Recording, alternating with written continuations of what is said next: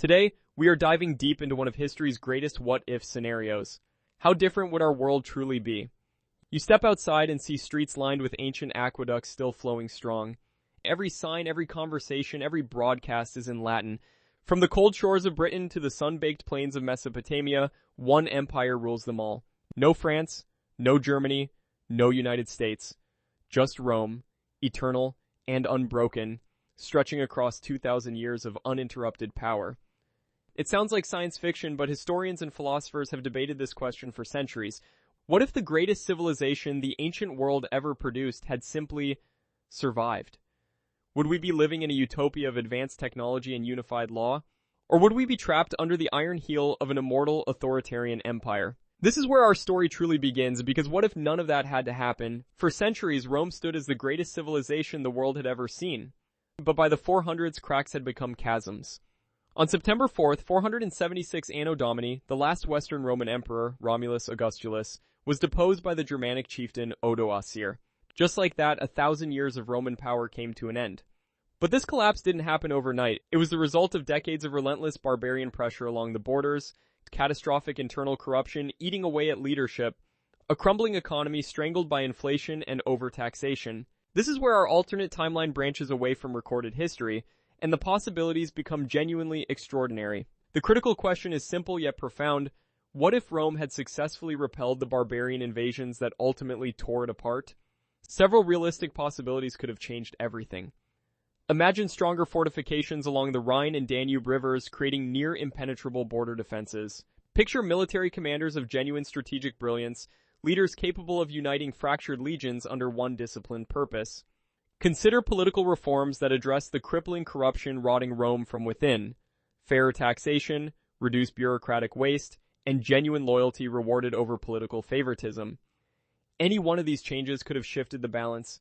Combined, they might have been unstoppable.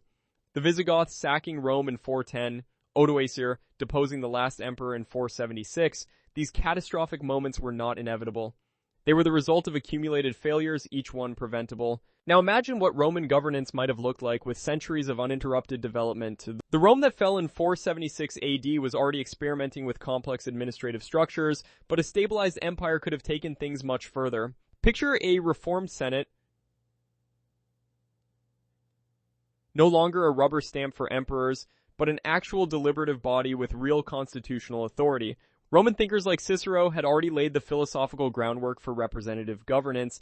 Given more time, those ideas could have matured into something resembling an early constitutional system, centuries before the Magna Carta or the Enlightenment ever appeared. Stronger centralized leadership could have balanced regional governors through formal checks, preventing the corruption and fragmentation that historically tore Rome apart.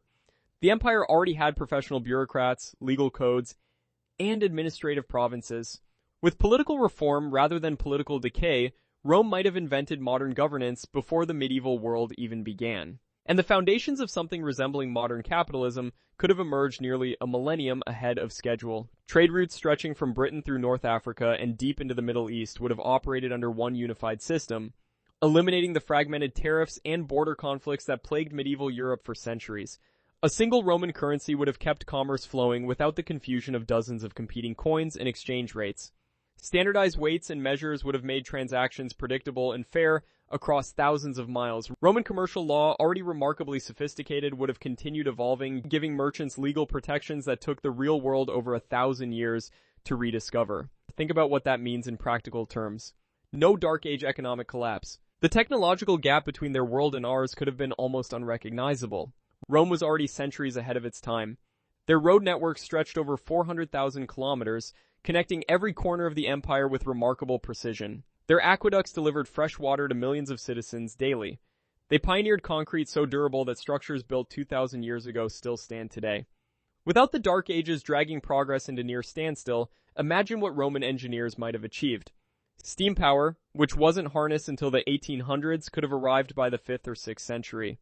Mechanical printing, advanced metallurgy, and early industrial machinery might have transformed daily life over 1,000 years before they actually did. Roman scholars were already experimenting with gears, pumps, and automated devices, building upon itself generation after generation without interruption. In our alternate timeline, Latin never fractures. There's no slow drift into regional dialects that eventually become French, Spanish, Italian, or Portuguese. Instead, Latin evolves gradually, remaining the unified tongue of an entire civilization stretching across continents. Imagine a world where every poet, philosopher, and playwright draws from the same living linguistic tradition without interruption. In our actual history, countless works of literature and philosophy were nearly destroyed during the medieval period. Monasteries preserved fragments, but so much was lost forever. Under a continuous Roman Empire, great libraries would have received ongoing imperial funding and protection. The works of Cicero, Virgil, and countless forgotten writers would have survived completely intact. Faith would still exist, but empire would have held the reins. By the time Rome fell, Christianity had already become the official faith of the empire, declared so under Emperor Theodosius in 395 AD. So in our alternate timeline, Christianity survives, but under very different conditions. A powerful centralized empire would have shaped the church in profound ways. Popes might never have gained the independent political authority they historically wielded during the medieval period. The church could have remained firmly under imperial control, more like a state institution than a sovereign power. And what about the Crusades? Those holy wars were deeply tied to fragmented European kingdoms competing for influence and territory. Under one unified Roman authority, launching disorganized military campaigns across the Middle East seems far less likely. Religious conflicts might have been resolved through imperial decree rather than centuries of brutal warfare. Instead, a vast unified Roman identity stretches across the entire continent. One administration, one dominant culture, one civilization, shaping every corner of the known world. The Germanic tribes, the Franks, the Visigoths, the Saxons, these groups seized the power vacuum left behind and carved out their own kingdoms from the ruins. Those kingdoms eventually became France, Germany, Spain, England, and the many other nations that define Europe today. But in our alternate timeline, none of that happens. A surviving Rome would have maintained firm control over its borders and provinces. There would be no space for tribal leaders to rise, no abandoned territories waiting to be claimed. The Franks never built their empire, the Visigoths never established their Iberian kingdom. Europe as we recognize it simply would not exist. No distinct French culture, no German identity, no Spanish heritage rooted in Visigothic tradition. Now let's consider what happens to the Eastern Roman Empire, historically known as Byzantium, in this alternate timeline. In our actual history, Byzantium survived the fall of the West and endured for nearly 1,000 more years, finally collapsing in 1453 when Ottoman forces breached the walls of Constantinople. But in a world where the Western Empire never crumbled, that split might never have become permanent. Rather than two separate halves drifting apart politically and culturally, a unified Rome could have maintained coherent governance across both East and West simultaneously. Imagine Constantinople and Rome functioning as twin capitals, one commanding the Mediterranean's eastern shores, the other anchoring the West. The Greek intellectual traditions of the East combined with Roman administrative genius of the West would have created something extraordinary. This reunified civilization, centered around the Mediterranean Sea, would have been culturally richer, militarily stronger, and economically more dominant than either half ever managed alone. Now let's turn our attention to one of history's most transformative forces, the rise of Islam in the 7th century. When the Prophet Muhammad began spreading his teachings across the Arabian Peninsula, he was doing so in a world already fractured by exhausted empires. The Byzantine and Sassanid empires had bled each other dry through decades of brutal warfare, leaving enormous power vacuums across the Middle East and North Africa. Islam expanded rapidly into that emptiness. But imagine a Rome still standing tall, borders intact, legions disciplined, and diplomats active across every major trade corridor. Early Islamic expansion would have met a very different reception. Rather than sweeping through weakened territories, Muslim armies might have encountered Roman fortifications, negotiated treaties, or engaged in structured trade agreements. The entire religious and political geography of the Middle East could look unrecognizable today. Jerusalem, Mecca's surrounding regions, and North Africa, all potentially under Roman influence, reshaping two faiths simultaneously. Now let's look beyond Rome's traditional borders and consider what a sustained empire might have meant for Africa and Asia. Roman merchants were already pushing into sub-Saharan Africa, trading gold, ivory, and exotic animals. Ships were regularly sailing to India, exchanging Roman glassware and silver for spices, silk, and precious stones. These weren't casual encounters, they were the early threads of a global trade network. With a surviving Rome continuously investing in these routes, those threads could have become something far more significant. Imagine Roman trading posts along the East African coast centuries before Portuguese explorers arrived. Picture Roman scholars documenting Indian mathematics and philosophy, accelerating the exchange of knowledge across continents. a Roman-led age of exploration might have reshaped the entire world map long before the 1500s. Whether that would have meant peaceful cultural exchange or aggressive colonization is another question entirely, but the reach would have been extraordinary. By the time our actual world was entering the medieval period, this alternate Rome might already be developing concepts we consider distinctly modern. Think about what the Renaissance actually was. Scholars desperately digging through dusty monasteries trying to recover knowledge that had nearly vanished. In our alternate Rome, that scramble never happens. Greek mathematics, Roman engineering principles, and early medical knowledge simply never disappear from public life. They keep building layer upon layer, generation after generation. Imagine physicians advancing beyond basic anatomy centuries before our world scientists even rediscovered what the ancients already knew. Picture mathematicians developing calculus not in the 1600s, but perhaps as early as 900 AD. Roman institutions like libraries and academies remain funded and respected, continuously producing thinkers rather than losing them to chaos. The scientific revolution we celebrate as a breakthrough would instead be a gradual, uninterrupted climb. Now consider what law and democracy might look like in this alternate world. Roman law is already the backbone of most modern legal systems, from contract law to civil rights protections. Concepts like innocent until proven guilty, legal representation, and codified statutes all trace their roots directly back to Rome. In an unbroken empire, these ideas would never have been buried under centuries of feudal chaos. Instead, they would have evolved continuously, refined by 2,000 years of legal scholarship, debate, and real-world application. Imagine a globally unified legal code, one recognized from Britain to Mesopotamia, governing trade, citizenship, and human rights with remarkable consistency. No fragmented national courts, no conflicting international jurisdictions. Democratic principles, already present in Rome's republican traditions, might have matured into something resembling a sophisticated global parliament centuries before modern democracy even appeared. The legal world we know today could look primitive by comparison. Progress, it seems, sometimes demands disruption. An empire that never fell might have grown into something deeply troubling over time.